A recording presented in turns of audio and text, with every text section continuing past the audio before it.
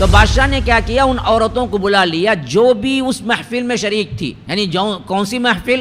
وہ محفل جس میں اس نے بلا کر کے سب کو پھل دیے، چاقو دیے تھے نا، وہ جتنے بیگمات تھے ان سب کو بادشاہ اپنے دربار میں بلایا۔ یہ اللہ والوں کا معاملہ ہوتا ہے، کچھ بھی ہو جائے ان کی طرف سے، بہت خیر پھیل جائے، لوگ ہاتھوں میں بٹھا لیں، آنکھوں میں بٹھا لیں، پروں پہ بٹھا لیں، تب بھی اللہ والے بندے کہتے ہیں کہ بھائی یہ جو کچھ بھی ہوا ہے، میں کیا بساط اور میرا کیا حیثیت، یہ رب کا کرم ہے کہ بس اللہ نے میرے ہاتھوں سے کرا لیا، بس اس کے علاوہ تو میرے پاس کوئی چیز نہیں ہے۔ کہ اللہ کے رسول اور اسلام تو یہ کہتا ہے کہ عمارت کی تمنا نہ کرو، دے دی جائے یا اور بات ہے، سب منتخب کر دیے، کہے کہ آپ امیر ہیں، یہ اچھی بات ہے، لیکن مجھے عمارت ہونا، مجھے منسٹری ہونا، یہ مانگنا اسلام کے لحاظ سے صحیح نہیں ہے۔ تو جب یہ صحیح نہیں ہے تو انہوں نے اپنے آپ کو عمارت میں کیوں مانگا، کیوں کہا کہ کیا مجھے فائنانس منسٹر بنا دیجیے؟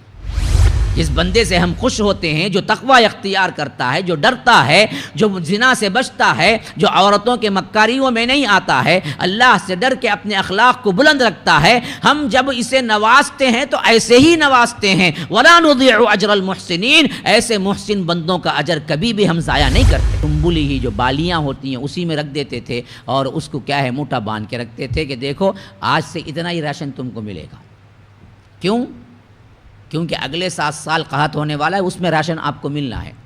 تو لوگوں نے کہا کہ بہترین تدبیر، ابھی سے ہم کو کیا ہے کہیں کسی کی محتاجی کے لیے باہر جانے کی ضرورت نہیں ہوگی، بلکہ اطراف و اکناف کے پورے جتنے گاؤں ہوں گے وہ ہمارے محتاج ہوں گے۔ انہوں نے فوراً پہچان لیا کہ یہ پورے میرے بھائی ہیں۔ وَهُمْ لَهُ مُنْكِرُونَ، حضرت یوسف کے بھائی نہیں پہچان سکے حضرت یوسف کو، کیونکہ بچپن میں پھینکا سا نا جی، وہ بھی کہاں، کنویں میں، ان کے حاشیے دماغ میں بھی نہیں تھا کنویں سے نکل کے مصر پہنچ کے مصر کا بادشاہ، یا رب تصور میں بھی نہیں آ سکتا۔ جو سامنے کھڑا ہوا ہے، جو ہم سے مل رہا ہے، وہ میرا اپنا بھائی یوسف ہے۔ کیا تم نہیں دیکھتے کہ میں پورا پیمانہ بھر بھر کے دیتا ہوں لوگوں کو، غلہ دینے میں سے بخیل نہیں ہوں، میں سخاوت کر کے دے رہا ہوں۔ وَأَنَا خَيْرُ الْمُنزِلِينَ، اور تمہارے ساتھ بھی میں کتنا اچھا سلوک کیا ہے، اس سے بھی معلوم ہوتا ہے میں مہمان نواز ہوں۔ ایسے بادشاہ کے پاس اپنے چھوٹے بھائی کو چھوڑ کے آ گئے تم، اگلے بار آتے وقت لے کے آنا۔ MSLI TV، رہنمائی بدلتی دنیا کے لیے۔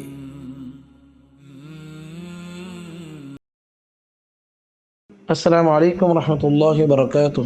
ناظرین و سامعین، بڑی خوشی و مسرت کے ساتھ اس بات کی اطلاع دی جاتی ہے کہ اب تک بحمد اللہ MSLI چینل کے ذریعے سے آپ فضیلت الشیخ حافظ جاوید عثمان ربانی حفظہ اللہ کے شارٹ کلپس اور اسٹیٹس سماعت کر رہے تھے۔ اب آپ لوگوں کی آسانی کے لیے حافظ جاوید عثمان ربانی شارٹ کلپس کے نام سے ایک الگ چینل اوپن کیا گیا ہے، جس کے ذریعے سے آپ شارٹ کلپس ہی پائیں گے۔ تفسیری خطابات کے لیے آپ MSLI چینل کی طرف رجوع کریں۔ آپ تمام سے گزارش ہے جلد از جلد ہمارے اس چینل کو سبسکرائب کریں اور بیل آئیکن کے ذریعے سے روزانہ کے اپڈیٹ حاصل کریں۔ جزاکم اللہ خیرہ۔ MSLI TV، رہنمائی بدلتی دنیا کے لیے۔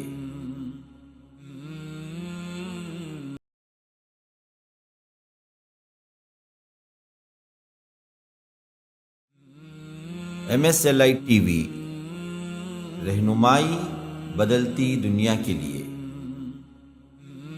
شرور انفسنا ومن سیئات اعمالنا، من يهده الله فلا مضل له ومن يضلل فلا هادي له، وأشهد أن لا إله إلا الله وحده لا شريك له، وأشهد أن محمدا عبده ورسوله، أما بعد، فإن خير الحديث كتاب الله، وخير الهدي هدي محمد صلى الله عليه وسلم، وشر الأمور محدثاتها، وكل محدثة بدعة، وكل بدعة ضلالة، وفي رواية وكل ضلالة في النار۔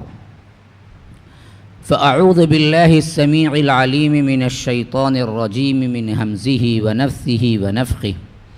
وقال الملك ائتوني به، فلما جاءه الرسول قال ارجع إلى ربك فاسأله ما بال النسوة اللاتي قطعن أيديهن إن ربي بكيدهن عليم۔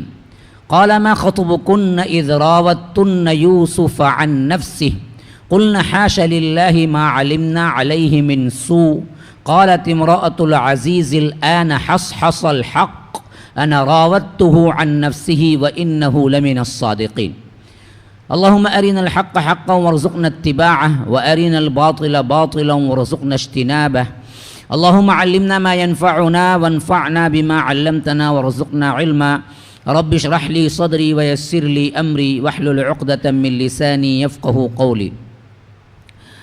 اس اللہ کے نام سے ابتدا جس کے ناموں کی کوئی انتہا ہی نہیں. ولو ان ما فی الارض من شجرۃ اقلام والبحر یمدہ من بعدہ سبعۃ ابحر ما نفدت کلمات اللہ. اس ذات اقدس پر کروڑوں درود و سلام ہوں جو تمام جہانوں کے لیے رحمت للعالمین بن کے آئے تھے. اللہم صلی علی محمد وعلی آل محمد کما صلیت علی ابراہیم وعلی آل ابراہیم انک حمید مجید وبارک علی محمد وعلی آل محمد کما بارکت علی ابراہیم وعلی آل ابراہیم انک حمید مجید. برادران اسلام، واجب الاحترام بزرگوں، دوستوں، عزیز ساتھیوں، لائق احترام ماؤں اور بہنوں، دورہ ترجمہ قرآن کا یہ 9واں دن ہے اور اس اعتبار سے آج کا ہمارا یہ درس بھی آخری درس ہے، 29 ہے. تو اس اعتبار سے ہم یہ کوشش کریں گے کہ سورہ یوسف مکمل ہو جائے انشاءاللہ العظیم، کیونکہ ہم 51 آیت تک پہنچ گئے ہیں اور کل آیات اس کے 111 ہیں.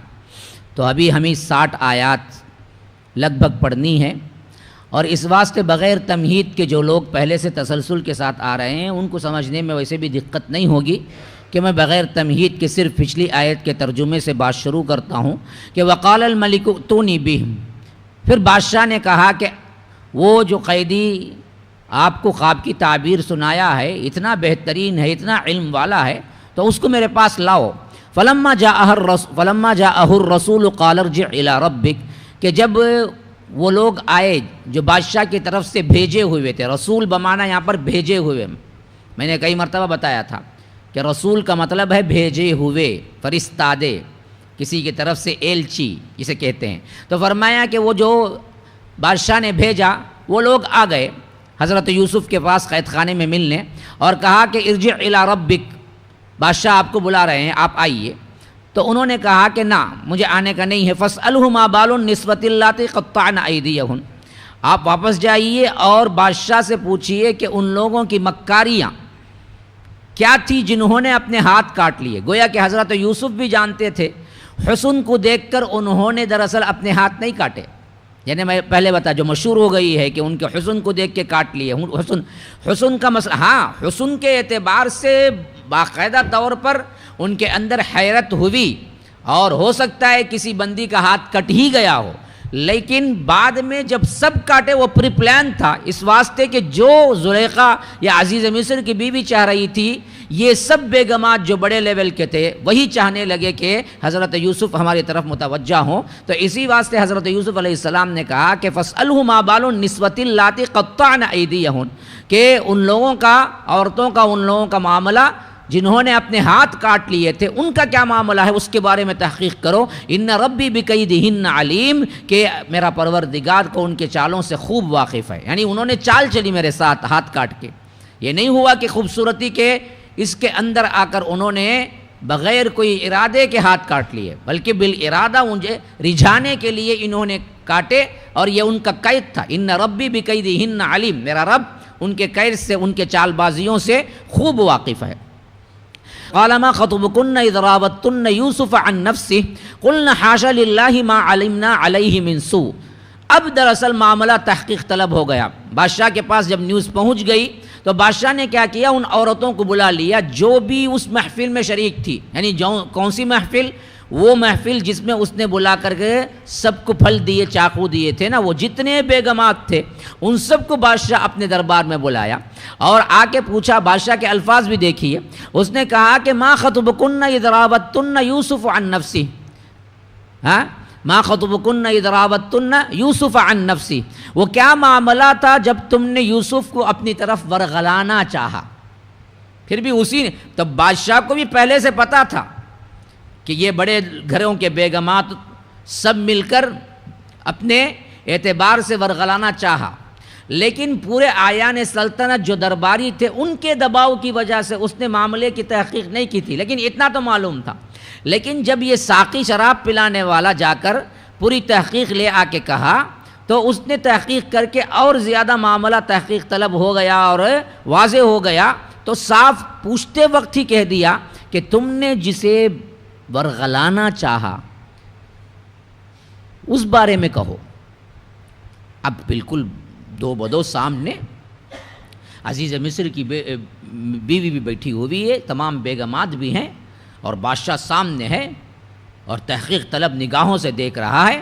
تو اب آ گئی ان کی پوری پول کھل گئی۔ سیدھے طور پر انہوں نے قلنا حاشا للہ ما علمنا علیہ من سوء، حاشا للہ ہم نے ان میں سے کوئی برائی نہیں دیکھی۔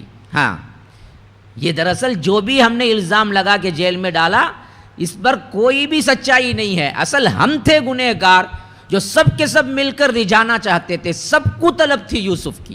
ایک بات یہ ہے، یا نہیں تو دوسری بات یہ ہے کہ زلیخا یا عزیز مصر کی بیوی جو کام چاہ رہی تھی اس کو انجام دینے میں ہم پورے سپورٹر تھے، ہم پورے دباؤ ڈال رہے تھے کہ آپ کو مان لینا چاہیے اتنی بڑی عورت ہے، اتنی عظیم عورت ہے، اتنی خوبصورت عورت ہے، اتنی حسب و نسب والی ہے، جب وہ خود تمہارے لیے بلا رہی ہے تو ایسا موقع کیوں چھوڑ کے دیں؟ تو اس طرح ورغلانے میں دو طرح سے یہ لوگ شرکت کیے، یا تو عزیز مصر کی بیوی جو کہہ رہی تھی اس کو بات کو مان لینے کے لیے کہہ رہے تھے، یا نہیں تو خود چاہ رہے تھے کہ اگر عزیز مصر کی بیوی پسند نہیں آئی کوئی مسئلہ نہیں، ہم کو دیکھو، ہم میں سے کوئی کہا ہے تمہارے لیے لائق ہے اور تم چاہتے ہو تو ہم خود بھی تیار ہیں اس کے لیے۔ اس طرح ان لوگوں نے کیا کیا تھا، سپورٹ کیا تھا۔ تو اسی واسطے ان لوگوں نے کہا کہ ہم نے کوئی برائی نہیں دیکھی، ہم نے لاکھ جتن کر لیے، لیکن یہ بندہ تو ایسا لگتا ہے کہ یہ فرشتہ لگتا ہے، اس نے تو ذرا برابر بھی ہمارے پر توجہ نہیں، میلی نگاہ سے دیکھا ہی نہیں۔ اور جب پورا واضح ہو گیا تو عزیز مصر کی جو بیوی تھی اب اس کو بھی بولنا پڑ گیا، کیونکہ وہی تو اصل محرک تھی اس واقعے کی۔ تو اس واسطے اس نے کہا کہ قالت امرأۃ العزیز الآن حس الحق، اب عزیز مصر کی بیوی بول اٹھی کہ حق تو اب ظاہر ہو چکا ہے۔ ہاں اب میں چھپانے کی کوشش کروں یا جھوٹ بولوں تو یہ میری اور ذلت ہوگی۔ اب تو کتنا ذلیل ہونا تھا، بادشاہ کے سامنے ہی ذلیل ہو گئے۔ تو اصل میں میرا ہی معاملہ تھا اور میں نے ہی ورغلایا تھا، انا راودتہ عن نفسہ، میں ہی ورغلایا تھا۔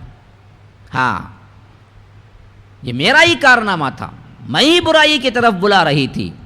اور وَإِنَّهُ لَمِنَ الصَّادِقِينَ، حضرت یوسف علیہ السلام جو ہے نا جی وہ بالکل سچے ہیں اپنے معاملے میں، ان پر کوئی ریمارک نہیں، کوئی دھبا نہیں، میلی آنکھ بھی انہوں نے کسی کے لیے کیا ہے استعمال نہیں کی، نہیں دیکھا بری نیت سے۔ یہ ہم تھے کہ رات دن جتن کیے کہ کسی طرح برائی زنا کی طرف آ جائیں، لیکن حضرت یوسف علیہ السلام بالکل سچے تھے۔ اب یہاں سے بڑا اختلاف ہے کہ یہ کس کی بات ہے، یہ زلیخا نے کہا تھا یا حضرت یوسف نے کہا تھا یا اللہ تبارک و تعالی نے کہا تھا، لیکن زیادہ تر بات یہی معلوم ہوتی ہے اگلے پچھلے جملوں سے کہ حضرت یوسف علیہ السلام نے ہی کہا تھا۔ بہرکیف ترجمہ دیکھ لیں گے۔ ذالک لیعلم انی لم اخنہ بالغیب وان اللہ لا یہدی کید الخائنین۔ اس وقت یوسف نے کہا کہ اس سے میری غرض یہ تھی کہ عزیز کو معلوم ہو جائے، یعنی بادشاہ کو معلوم ہو جائے میں نے در پردہ اس کی خیانت نہیں کی، یعنی اس کی بیوی سے خیانت نہیں کی، اور اللہ تعالیٰ خائنوں کی چال کو کبھی بھی کامیابی کی راہ نہیں دکھاتا۔ یہ دونوں باتیں ہو سکتے ہیں۔ ذالک لیعلم، تاکہ یہ معلوم ہو جائے، یعنی بادشاہ بلایا، بادشاہ کے بلاوے کو، دعوت کو انکار کر کے مسئلے کی تحقیق کو میں نے اس واسطے کہا، حضرت یوسف کہہ رہے ہیں لیعلم، تاکہ اچھی طرح معلوم ہو جائے، انی لم اخنہ بالغیب، کہ میں نے کبھی بھی کیا نہیں کیا پس پردہ، جو عزیز مصر میرے ساتھ اچھا چل رہا تھا اس کے خلاف یا اس کی بیوی پر میں نے ڈورے نہیں ڈالے۔ وَأَنَّ اللَّهَ لَا يَهْدِي قَيْدَ الْخَائِنِينَ، اور جو لوگ ایسے مکر کرتے ہیں، ایسے خائن ہیں، ان کو اللہ راستہ بھی دکھاتا نہیں۔ اگر ایسا ہوتا تو میں جیل سے چھٹ کے بھی نہیں آتا۔ یہ الفاظ ان کو بھی سیٹ ہوتے ہیں۔ اسی طرح ہو سکتا ہے زلیخا بھی بولی ہو، ایسے بھی بعض مفسرین کے اس وقت معنی یہ بنے گا ذَلِكَ لِيَعْلَمَ، آج میں نے حق کو قبول کر کے سامنے بادشاہ کے کہہ دیا کہ میں نے ہی ورغلایا، یہ اس بات سے ظاہر ہو گیا کہ انی لم اخنہ بالغیب، میں نے دراصل یوسف علیہ السلام کو رجھانے کی بہت کوشش کی، بہت ان کو کیا ہے ورغلانے کی کوشش کی، لیکن میرے شوہر سے میں نے خیانت نہیں کی، یعنی زنا نہیں ہوا۔ اس بارے میں وہ کہہ رہی ہے کہ لم اخنہ بالغیب، ہاں میں خیانت نہیں کی، میں زانی نہیں بنی، بہت کوششیں تو کی، لیکن ابھی بھی میں کیا ہے پاک باز ہوں، میں دراصل کیا نہیں کیا تھا، زنا تو نہیں کیا تھا۔ اور وَأَنَّ اللَّهَ لَا يَهْدِي كَيْدَ الْخَائِنِينَ کہ اللہ تبارک و تعالیٰ جو بھی خائن ہیں، بدکار ہیں، اور جو بھی کیا ہے مکر کرتے ہیں، ان کو راہ نہیں دکھاتا۔ یعنی اس وقت بعض علماء کہتے ہیں کہ وہ سدھر کر اپنے توبے کے لیے آئی ہوئی تھی، تو اس واسطے اس نے ایسا کہا، لیکن یہ دراصل صحیح تر بات سمجھ میں نہیں آ رہی۔ احادیث بھی اس طرف نہ اشارہ کرتے ہیں۔ زیادہ تر بات جو صحیح لگتی ہے یہاں پر وہی جو حضرت یوسف کہہ رہے ہیں کہ میں نے یہ اس واسطے کیا تاکہ دراصل معلوم ہو جائے کہ میں نے عزیز مصر کی بیوی کے ساتھ کوئی خیانت نہیں کی، اور اللہ خائنوں کو راہ یاب نہیں دکھایا کرتا۔ پھر اس کے بعد کا لفظ بھی دیکھیے، ٹھیٹ حضرت یوسف ہی کی طرف جا رہا ہے۔ وَمَا أُبَرِّئُ نَفْسِي إِنَّ النَّفْسَ لَأَمَّارَةٌ بِالسُّوءِ إِلَّا مَا رَحِمَ رَبِّي إِنَّ رَبِّي غَفُورٌ رَحِيمٌ، اور میں اپنے آپ کی پاکیزگی بیان نہیں کرتا، یعنی دربار میں ہیں، سب آنکھیں لگی ہوئی ہیں، اور بیگمات پورے ادھر موجود ہیں، بادشاہ کا دربار ہے، اور حالت ان کی ایسی ہے کہ سامنے انہوں نے اپنی زبانوں سے اعتراف کر لیا کہ ہم نہیں ورغلایا، اور یوسف سچے ہیں، تو ہو سکتا ہے زہد و ورع کا ایک یوں سمجھو کہ ذرا ہمارے اوپر ناز نعم اور زہد و ورع کے اعتبار سے تھوڑا سا تکبر پیدا ہو جائے جو پیغمبروں کی شان نہیں ہوتی، تو انہوں نے صاف کہا کہ دیکھو وما ابرئ نفسی، میں اپنے نفس کی پاکیزگی بیان نہیں کرتا کہ میں اتنا پاک باز تھا کہ اس کے ورغلانے میں نہیں آیا، بلکہ ان النفس لامارۃ، یہ نفس جو ہوتا ہے نا جی، وہ تو حکم دیتا ہی برائی کا ہے۔ تو معلوم ہوا نفس ایک امارہ ہے جو ہمیشہ آپ کو برائی کی طرف بلاتا ہے۔ ہاں، یہ ایک ٹائپ کے صفت والے لوگ ہیں جن کے اندر لاکھ بھی اچھائیاں آپ بولو، کتے کی دم ٹیڑھی کی ٹیڑھی، پھر جاؤ شراب خانے میں کھڑا رہا انہیں، ایک گھنٹہ دو سبق پھر بھی چل جائیں گا وہاں، ایک گھنٹہ بتاؤ اسے کیا ہے غلط کاری کے لیکچر دو، پھر اس کے بعد وہیں پر پہنچ جائے گا۔ ان النفس لامارہ، نفس تو کیا ہے برائی کی طرف رہنمائی کرتا ہے، حکم کرتا ہے۔ الا ما رحم ربی، اللہ تبارک و تعالی میرا رب کسی پر رحم چاہے تو وہ بچ جاتے ہیں۔ گویا کہ حضرت یوسف اپنی برات کا اظہار کر رہے ہیں کہ میری نیک نفسی یہ نہیں ہے، میں بڑا پاک باز نہیں ہوں، اصل میں اس سے مجھے رکنا جو ہوا وہ میرے رب کا رحم تھا۔ الا ما رحم ربی، میرے رب نے مجھ پر رحم کر دیا، صحیح راہ دکھا دیا، اور گناہ سے مقابلہ کرنے کی طاقت دے دی، تب کہیں جا کے میں کامیاب ہوا۔ تو ایسا نہیں ہے کہ مجھے کیا ہے اپنے آپ پہ ناز ہے، بلکہ مجھے ناز ہے تو میرے رب پہ ناز ہے۔ یہ اللہ والوں کا معاملہ ہوتا ہے، کچھ بھی ہو جائے ان کی طرف سے، بہت خیر پھیل جائے، لوگ ہاتھوں میں بٹھا لیں، آنکھوں میں بٹھا لیں، پروں پہ بٹھا لیں، تب بھی اللہ والے بندے کہتے ہیں کہ بھائی یہ جو کچھ بھی ہوا ہے میں کیا بساط اور میرا کیا حیثیت، یہ رب کا کرم ہے کہ بس اللہ نے میرے ہاتھوں سے کرا لیا، بس اس کے علاوہ تو میرے پاس کوئی چیز نہیں ہے۔ یہ اللہ تو یہ آیت بھی دراصل یہی چیز کی طرف اشارہ کرتی ہے کہ یہ دراصل کیا ہے عزیز مصر کی بیوی کے الفاظ نہیں ہو سکتے، یہ دراصل حضرت یوسف ہی کے الفاظ ہیں، ان ربی غفور الرحیم، کہ بے شک میرا رب بڑا مغفرت کرنے والا، رحم کرنے والا ہے۔ وقال الملک ائتونی بہ استخلصہ لنفسی، جب پورا کا پورا کیا ہے معاملہ واضح ہو گیا تو بادشاہ نے کہا کہ مجھے خاص طور پر میرے دربار کے اندر، یعنی اوپر اسٹیج ہوتا ہے نا جی، وہاں لے آؤ اس بندے کو، یعنی حضرت یوسف علیہ السلام کو میرے خاص طور پر میرے خاص بندوں کے پاس لے کے آؤ، میرے دربار کے اندر جو اسٹیج پہ بیٹھے وہاں لے آؤ، استخلصہ لنفسی، اور صاف کہا کہ اب میں آج سے آپ کے لیے خالص کر لیتا ہوں، میرے لیے آپ میرے مقرب ہوں گے، ہاں میرے خاص لوگوں میں سے ہوں گے، خاص وزراء میں سے ہوں گے، ہم آپ کو بڑے خاص مرتبے کے ساتھ قربت دیتے ہیں۔ استخلصہ، میں خالص کر لیتا ہوں آپ کو لنفسی، اپنے لیے۔ فلما کلمہ قال انک اليوم لدینا مکین امین، کہ جب بات ہوئی حضرت یوسف علیہ السلام نے بھی بات کی، تو حضرت یوسف علیہ السلام نے دیکھا کہ بادشاہ اب تو بہت متاثر ہے میرے سے، اور دین کا کام کرنے کے اعتبار سے انبیاء کا کام ہی کیا ہوتا ہے؟ دین پھیلانا. اس حیثیت سے یہ بہترین موقع ہے. تو حضرت یوسف علیہ السلام نے بادشاہ سے جب بات کی اور کہا آج سے تم ہمارے لیے قابل اعتماد مقرب ہو، بہت ہی اہم ترین منصب پر میں تمہیں رکھتا ہوں، تو فوری طور پر انہوں نے کہا کہ قال جعلنی علی خزائن الارض، ذرا ایسا کیجئے کہ آپ اپنے ملک کا سیاہ و سفید جو بھی ہیں ہم کو بنا دیجیے. اب اس میں بڑا اختلاف ہے کہ یہ خزائن الارض میں مانگا کیا مانگا. اچھی طرح سمجھ لیں، اس میں بڑی ہی مفسرین نے گفتگو کی ہے اور غلط طریقے سے نظریے نکال لیے ہیں، حالانکہ وہ اس سے ثابت نہیں ہوتے جو کچھ بھی وہ کر رہے ہیں. کیونکہ پہلے اس بادشاہ نے کہا کہ اتونی بھی استخلصہ لنفسی، اسے میرے پاس لے آؤ تاکہ میں اپنے آپ کے لیے مخلص کر دوں، اپنے آپ کے لیے خالص کر دوں. اب جو بھی میں بات کروں گا ان سے بات کر کے مشورہ کر کے حکومت چلاؤں گا. اب اس کے بعد اس نے کہا کہ فلما کلمہ قال انک الیوم لدینا مکین امین. جب بادشاہ نے یوسف آ گئے اور بادشاہ نے ان سے بات چیت کی تو کہا کہ آج سے تم ہمارے لیے قابل اعتماد اور مقرب ترین ہو. اب اتنا کلوزنس آ گیا. اب جب ایک منسٹر کے لیول سے بھی قریب تر مقام آ گیا تو پھر ایک منسٹری کو منگنا عقل ساتھ نہیں دیتی. اب حضرت یوسف نے کیا کہا دیکھو، اگر اس کا ترجمہ ہم یہ کریں گے قال جعلنی علی خزائن الارض، زمین کے خزانوں کا مجھے مالک بنا دیجئے یا زمین کے خزانوں کو مجھے دے دیجئے، تو بعض مفسرین نے لیا ہے کہ فائنانس منسٹر ہی مانگا تھا انہوں نے.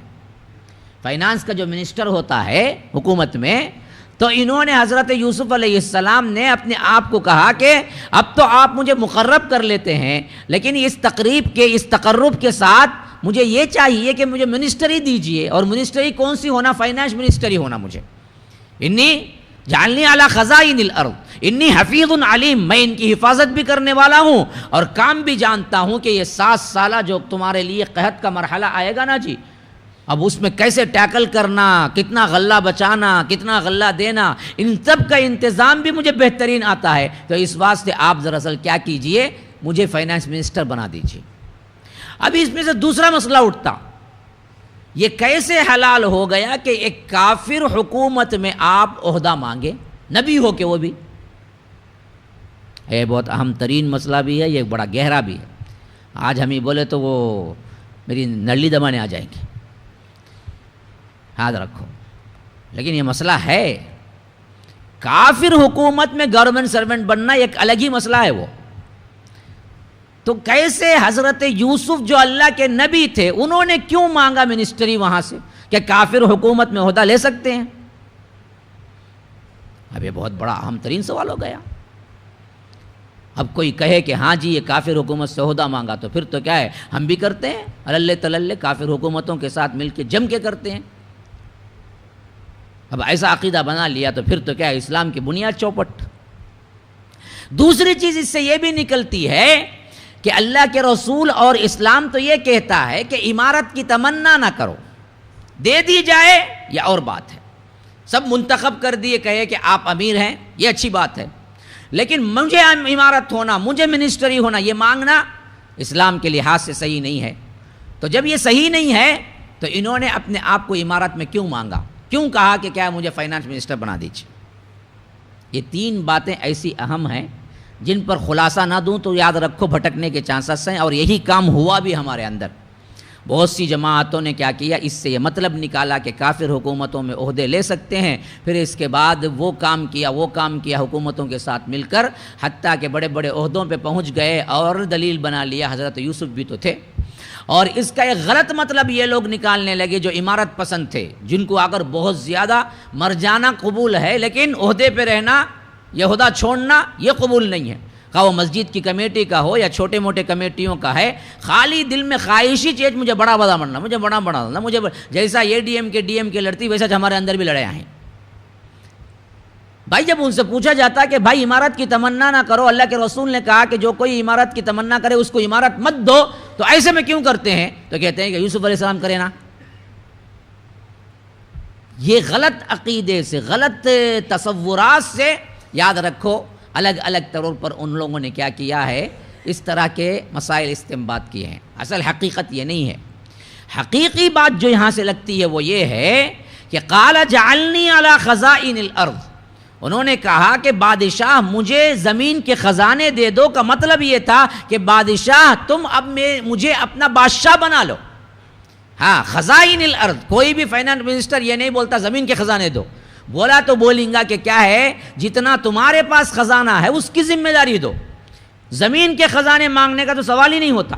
تو انہوں نے فائنانس منسٹری نہیں مانگی، انہوں نے کہا کہ جب آپ دیکھ لیے ہیں مجھے قریب سے، میرے اخلاق کو، میرے اعمال کو، میرے علم کو، تو اب دراصل اتنے متاثر بھی ہیں، تو پھر تو مجھے ملک ہی میرے ہاتھ میں دے دو، سیاہ و سفید کا مالک میں رہوں گا، اب میں حکومت کروں گا، آپ بطور اکرام کے بادشاہ رہیں گے، بس بقیہ پوری ملک کی باغ دوڑ میرے ہاتھ میں ہوگی، اور انی حفیظ علیم کہ میں دراصل اس کی حفاظت بھی کرنے والا ہوں، اور کس طرح حکومت کو چلانا وہ بھی جانتا ہوں، کیونکہ میں کنعان سے گاؤں سے آیا ہوں، لیکن یہاں آ کے بھی تقریباً 40 سال ہو گئے، تمہاری سیاست کو میں اچھی طرح جانتا ہوں، میں تمہارے سیاسی لوگوں میں ہی رہا ہوں، تو اس کی ڈرنے کی فکر کرنے کی ضرورت نہیں ہے۔ تو اگر یہ بات تسلیم کر لی جائے، جو اگلی آیت سے بھی بات ثابت ہوتی ہے کہ جو بات میں کہہ رہا ہوں وہی ثابت ہے، تو یاد رکھو پرانے جو خیالات اٹھتے ہیں سب باطل ہو جاتے ہیں۔ انہوں نے فائنانس منسٹری مانگا، نہ کافر حکومت میں کام کرنے کے لیے مانگا، انہوں نے جو مانگا وہ فتح کے، یہ تھا حق و باطل کی فتح۔ جب اللہ تبارک و تعالی نے مقام نبوت سے اعلیٰ کر دیا، اور ساتھ میں کیا ہے، انہیں حکمرانی کا منصب دینے کے لیے بادشاہ کے دل میں رحم ڈال دیا، تو انہوں نے کہا کہ آج سے حق کا اعلان میرے لحاظ سے میں کر دیتا ہوں، آپ مجھے اجازت دیجئے کہ پورے ملک کا بادشاہ بنا دو، جب آپ مجھے اتنا چاہتے ہیں۔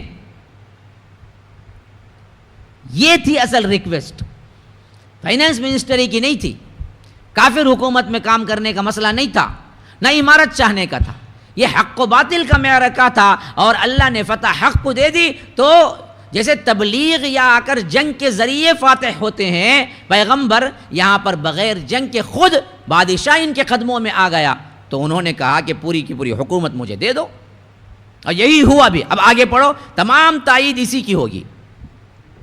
فرمایا کہ وَكَذَلِكَ مَكَّنَّا لِيُوسُفَ فِي الْأَرْضِ يَتَبَوَّأُ مِنْهَا حَيْثُ يَشَاءُ نُصِيبُ بِرَحْمَتِنَا مَن نَّشَاءُ وَلَا نُضِيعُ أَجْرَ الْمُحْسِنِينَ، اس طرح ہم نے یوسف کو اس سرزمین میں اقتدار بخشا۔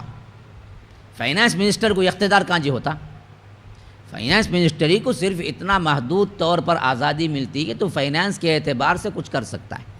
اللہ کہتا ہے وَكَذَلِكَ مَكَّنَّا لِيُوسُفَ فِي الْأَرْضِ، اسی طرح ہم نے یوسف کو وہاں پر تمکین دی، وہاں پر بادشاہت دی، يَتَبَوَّأُ مِنْهَا حَيْثُ يَشَاءُ، اور ایسا اختیار دیا کہ وہ جہاں چاہتے رہتے۔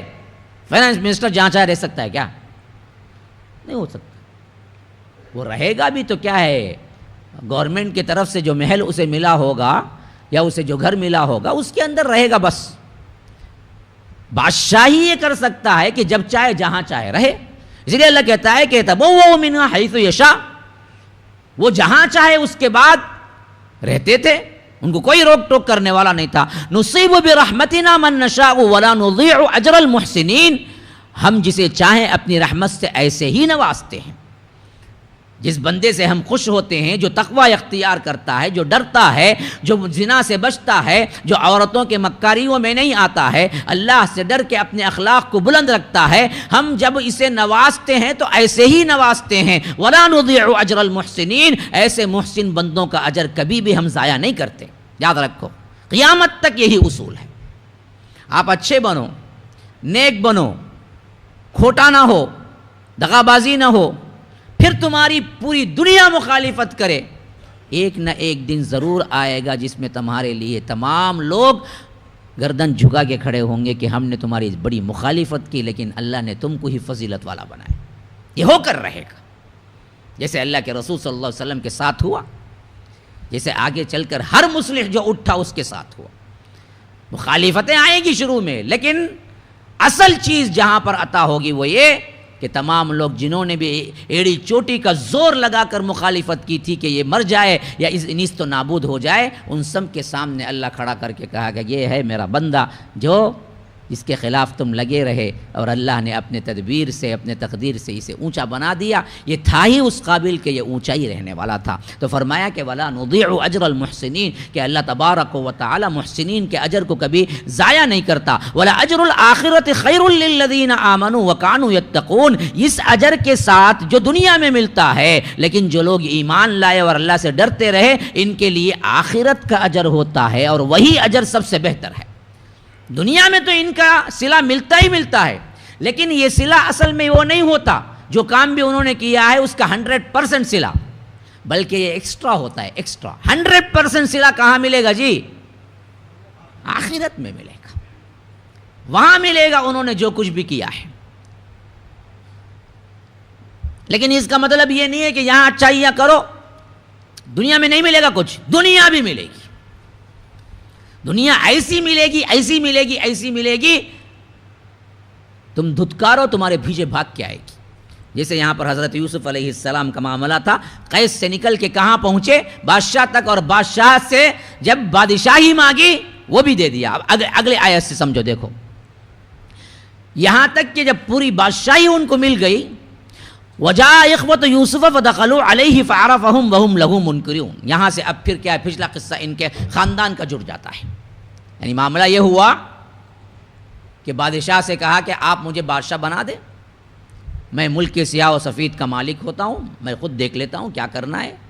ان 7 سالوں میں، پھر اگلے 7 سالوں میں، 7 سال تو بہت بارشیں ہوں گی، لیکن اس میں بڑی تدبیر کے ساتھ غلے کو جمع کرنا پڑے گا، کیونکہ اگلے 7 سال جو ہوں گے وہ بڑے سخت ہوں گے. اب ان سخت 7 سالوں میں ہمیں کیا ہے؟ غلہ پوری مصر کو دینا ہوگا، اور پورے مصر ہی کو نہیں بلکہ مصر کے باہر بھی جو گاؤں ہیں ان سب کو بھی دینا پڑے گا، کیونکہ قحط جو آیا تھا وہ مصر میں نہیں آیا تھا بلکہ اطراف و اکناف کے علاقے میں بھی آ گیا تھا. تو بادشاہ نے انہیں دے دیا کہ آپ ہی بادشاہ ہیں. اب یہ صرف نام کے اعتبار سے رہ گیا. اب حضرت یوسف کیا ہیں؟ اپنی تدبیر سے کام کرنے لگے. 7 سال خوب غلہ ہوا، اور انہوں نے اپنے کارندوں کو، اپنے درباریوں کو بلایا، سمجھایا کہ کرنا کیا ہے. تو جتنا غلہ ضرورت کا تھا وہ غلہ لے لیتے تھے، بقیہ غلہ اسی کے اندر، انہی دانوں کے اندر وہ جو کچھ کیا ہے سنبلی ہی جو بالیاں ہوتی ہیں اسی میں رکھ دیتے تھے، اور اس کو کیا ہے موٹا باندھ کے رکھتے تھے کہ دیکھو آج سے اتنا ہی راشن تم کو ملے گا. کیوں؟ کیونکہ اگلے 7 سال قحط ہونے والا ہے، اس میں راشن آپ کو ملنا ہے. تو لوگوں نے کہا کہ بہترین تدبیر، ابھی سے ہم کو کیا ہے کہیں کسی کی محتاجی کے لیے باہر جانے کی ضرورت نہیں ہوگی، بلکہ اطراف و اکناف کے پورے جتنے گاؤں ہوں گے وہ ہمارے محتاج ہوں گے. معاملہ 7 سال گزر گیا، اگلے 7 سال شروع ہو گئے. اب اگلے 7 سال جو شروع ہوئے نا جی، زبردست قحط، ہر جگہ بھوک پیاس، جانور مرنے لگے، اور جو کچھ غلہ کہیں ملتا تھا بہت ہائی. 1 روپیے کی روٹی ہو تو اب 100 روپیے کی. ابھی دیکھیے سری لنکا میں کیا ہو رہا ہے، یہی حالت تو ہو گئی ہے. ہاں، انہیں معلوم ہوتا کہ ایسا کرائسس آئے گا تو کچھ تو کیا کرتے، محفوظ کرتے، لیکن معلوم نہیں تھا. وہ بھی ایک پوائنٹ جیسی ایک چھوٹی سی بستی، پورے سری لنکا اصل میں میپ میں کیا ہے ایک پوائنٹ ہے. مصر جیسی قدیم اور بڑا شہر، اس کے لیے ترتیب ہو گئی. تو اب دراصل کیا ہوا تھا، کسی کے پاس غلہ نہیں تھا، کسی کے پاس اناج نہیں، بھوکے مر رہے تھے. اب بعض بڑے بڑے کیا ہیں وہ عہدیدار، یا یوں سمجھیے کہ جن کے پاس کھیتیاں تھیں ان کے پاس کچھ غلے تھے. اب انہوں نے کیا کر دیا، مارکیٹ کے لحاظ سے 10-10 15-15 گنا بڑا کر کیا ہے پیش کرنا شروع کر دیا، بیچنا، کیونکہ اب کمانے کا موقع ہے. اب غریب لوگ کریں گے تو کیا کریں گے؟ غریب لوگوں کے پاس نہ اتنا پیسہ ہے جو وہ مانگتے ہیں اس کے حساب سے وہ لیں، نہ کہیں ملتا ہوا نظر آتا ہے کہ سستا. یہاں تک کہ پورے اطراف میں بات پھیل گئی کہ سوائے مصر کے کہیں تمہیں غلہ نہیں ملے گا، اور وہاں غلہ ملے گا تمہیں وہ بھی بالکل نارمل پرائس پر. یہ بات سب کے ہاں مشہور ہو گئی. اب جو علاقہ تھا مصر سے کنعان، جہاں پر حضرت یعقوب اور ان کے بھائی رہا کرتے تھے، جہاں پر انہوں نے کیا ہے ڈال دیا تھا کنویں میں، وہ بھی اسی کے اطراف میں آتی تھی، وہاں بھی قحط تھا اور زبردست قحط. اب خبر اڑتی اڑتی وہاں پر بھی پہنچ گئی، ان کے بھائیوں کے پاس بھی، کہ بھائی دیکھو مصر کے اندر تمہیں غلہ مل سکتا ہے، وہاں کا بادشاہ انتظام صحیح کیا ہے، اس واسطے اگر تم کو چاہیے تو مصر جاؤ۔ اور وہاں کنڈیشن یہ تھا کہ جو بھی آئے گا اسے ملے گا، جو کسی سے بلوائے گا یا جو کسی سے کہلا بھیجے گا اس کی نہیں چلے گی، جو خود آئے گا اپنے آپ حاضری دینا ہے، دیکھو میں آ گیا ہوں، میں بھوک سے ہوں، تو اس کے لیے ایک اونٹ جتنا اٹھا سکتا ہے، ایک اونٹ بار غلہ جسے کہتے ہیں، ایک اونٹ بار غلہ، ایک اونٹ جتنے کلو اٹھا سکتا ہے اسے ایک دیتے تھے۔ اس کے عوض دینا کیا پڑتا تھا؟ اس کے عوض وہ وہاں کے درہم کے اعتبار سے لاتے تھے یا کچھ سامان جو لا کے دینا پڑتا تھا کہ بھائی تم اتنا دینا ہے، اس کے عوض گورنمنٹ تم کو ایک شتر بار غلہ دے گی، ایک اونٹ جتنا اٹھا سکتے وہ غلہ دے گی، وہ غلہ تم لے کے جا سکتے ہو، لیکن شرط یہ ہے کہ حاضری ہونی ہے اور اپنے آپ کو وہاں پر رجسٹر کر کے بتانا ہے۔ آخری میں بادشاہ چیک کرے گا، جب بادشاہ چیک کر کے اوکے بولے گا جو حضرت یوسف ہیں اس وقت، تبھی تمہیں غلہ ملے گا۔ اچھا، اس سلسلے میں ہوا کیا؟ وجاء اخوۃ یوسف، اب حضرت یوسف علیہ السلام کے جو بھائی تھے وہ بھی پورے کے پورے کیا کیے؟ غلہ لینے کے لیے آ گئے۔ فدخلوا علیہ، اب پورے سسٹم کو پار کر دیا، یعنی پہلے آئے، رجسٹری ہونی تھی، ہو گئی، پھر انہوں نے رجسٹر میں لکھ دیا کہ یہ احوال ہیں ہمارے، ہم پورے اتنے بھائی ہیں لیکن باپ بہت بوڑھے ہیں، نہیں لا سکتے ان کو ہم، تو ان کا غلہ بھی ذرا رحم کر کے دے دو، اور ساتھ میں ہم ایک چھوٹے بھائی کو بھی چھوڑ آئے ہیں کیونکہ باپ کے، کیونکہ اس میں آپ کو بنیامین نہیں آئے تھے، یہ صرف وہ لوگ آئے تھے جو سوتیلے بھائی تھے، جو سگا بھائی تھا حضرت یوسف علیہ السلام کے، بنیامین ان کو نہیں بھیجا حضرت یعقوب نے، پھر کہیں یہ لے جایا کہ کیا ہے بیڑیاں نہ کھا جائیں، کہانی نہ بنا لیں، کیونکہ حضرت یوسف کے بعد سب سے زیادہ محبت حضرت بنیامین سے تھی، کیونکہ وہ بھی وہی اخلاق والے تھے، تو انہوں نے بنیامین کو نہیں بھیجا۔ تو اب انہوں نے پوری رجسٹری میں جو کہانی لکھنا تھی وہ لکھ دی کہ ہم دراصل کیا ہیں، 12 ہیں بھائی، ہم آئے ہیں 10، ایک کو چھوڑ آئے ہیں اور ایک باپ بوڑھے ہیں، ان کا بھی غلہ آ کر آپ رحم کر کے دے دیں تو اچھا ہے، کیونکہ دراصل وہ بھی آ نہیں سکتے اور وہ میرا چھوٹا بھائی اگر آ گیا تو باپ کو کون سنبھالے گا، اس واسطے میں چھوٹا بھائی کو بھی ہم نہیں لائے ہیں۔ تو وہ لوگ دراصل یہ پوچھنے کے لیے پورا رجسٹری ہو گیا۔ اب یہ رجسٹری جب حضرت یوسف علیہ السلام کے سامنے آئی، جن سے چیک ہو کے ہی غلہ جانا تھا، انہوں نے پڑھتے ہی سمجھ لیا، اوہو یہ تو ہمارے بھائی ہیں، یہ تو وہ ہیں جن سے بچھڑے ہوئے میرے 35 سال لگ گئے، آج غلے کی کمی نے انہیں یہاں پر پہنچا دیا ہے۔ اب دیکھ کے رونا بھی آ گیا کہ میرے باپ کی کیا حالت ہوگی، بنیامین کیسے ہوں گے، سگا بھائی تو ایک ہی تھا، اگر یہ لوگ لے آتے تو میں کچھ پوچھ لیتا، لیکن سگا بھائی کو بھی نہیں لائے ہیں۔ تو اسی لیے اللہ کہتا ہے کہ جیسے ہی وہ حضرت یوسف پہ داخل ہوئے، یعنی حضرت یوسف سے ملاقات کیے، فدخلوا علیہ فعرفہم، انہوں نے پہچان لیا پوروں کو، انہیں بڑا، انہیں چھوٹا، اچھا یہی ہے، انہیں کھینچ کو ڈالا پہلے مجھے، سب کا پوری طور پر، کیونکہ کیا پورے بڑے تھے اس وقت، تو کتنا بھی عرصہ گزرے ایک بڑا ہونے کے بعد چینجز نہیں ہوتے، بچپن میں چینجز ہوتے ہیں۔ تو فعرفہم، انہوں نے فوراً پہچان لیا کہ یہ پورے میرے بھائی ہیں، وہم لہ منکرون، حضرت یوسف کے بھائی نہیں پہچان سکے حضرت یوسف کو، کیونکہ بچپن میں پھینکا سا نا جی، وہ بھی کہاں، کنویں میں، ان کے حاشیے دماغ میں بھی نہیں تھا، کنویں سے نکل کے مصر پہنچ کے مصر کا بادشاہ، یا رب تصور میں بھی نہیں آ سکتا، جو سامنے کھڑا ہوا ہے، جو ہم سے مل رہا ہے، وہ میرا اپنا بھائی یوسف ہے۔ تو وہم لہ منکرون، وہ دراصل پہچان نہیں رہے تھے کہ حضرت یوسف ہیں۔ تو حضرت یوسف نے پورا پہچان لیا، لیکن بڑے ضبط کے ساتھ نہیں بتایا کہ میں کون ہوں، کیونکہ یہیں پر تو کہانی میں ٹوئسٹ آ رہا ہے، یہاں سے تو اصل مرحلہ شروع ہو رہا ہے۔ تو حضرت یوسف نے چاہا کہ میں اپنے آپ کو نہیں بتاؤں، تو انہوں نے کیا کیا، بس مہمان نوازی اچھے طریقے سے کی۔ عام لوگ جو آ کے پوچھ رہے تھے غلہ، ان سے زیادہ ان پر توجہ تھی، اور ان کے غلے جو بھی ریڈی کرنا تھا جلدی سے کر دیے۔ فلما جہزہم بجہازہم، اب یہی سے ہے وہ جہز کی لعنت، جہز جہز جہز جہز، مرتے نا، یہ جہز کا لفظ یہاں سے نکلا ہے، سے یاد رکھو، جہز کا اصل مطلب ہے تیاری، ہاں وہ تیاری کرتے سونے، بیٹی پیدا ہونے سے لے کو شروع کر ڈالتی، یہی بچی کے باپ جی تمہیں، بچی کے باپ جی تمہیں، رشوت لو جی تمہیں، حرام کاری کرو جی تمہیں، مال جمع کرو جی تمہیں، ہاں اس کے باپ کو ڈال کے بچی کا باپ بول بول کو اسے فقیر بنا ڈالتی، اس کے بعد انہیں جمعہ میں چندہ منگنے نکل جاتا، بیٹی کی شادی ہے ذرا کیا ہے تو دیو بول کو، یہ جہیز کلب اسی سے نکلا، یاد رکھو۔ حالانکہ یہاں پر معاملہ بالکل دوسرا ہے. فلما جہزہم بجہازہم، جب ان کے جو بھی تیاری کرنے کے سامان تھے، یعنی ان کا غلہ باندھنے کے جو بھی تھیلے تھے، جب وہ پورے کے پورے مکمل ہو گئے، تیار ہو گئے ان کے، تو جب ملاقات کر کے اب لے کے جانا بھی کس سے تھا؟ حضرت یوسف سے ہی تھا. تو جب آ کے لے کے جانے لگے، جتنے لوگ آئے تھے ان کے حساب سے اتنے اونٹوں کا غلہ، تو حضرت یوسف نے کہا کہ دیکھو یأتون بأخ لکم من ابیکم، دیکھو اگلی بار اگر آئے نا، جو بھائی کو چھوڑ کے آگے ہیں باپ کے پاس، اس کو بھی لے کے آنا. اب یہ کیسے معلوم ہوا ہوگا؟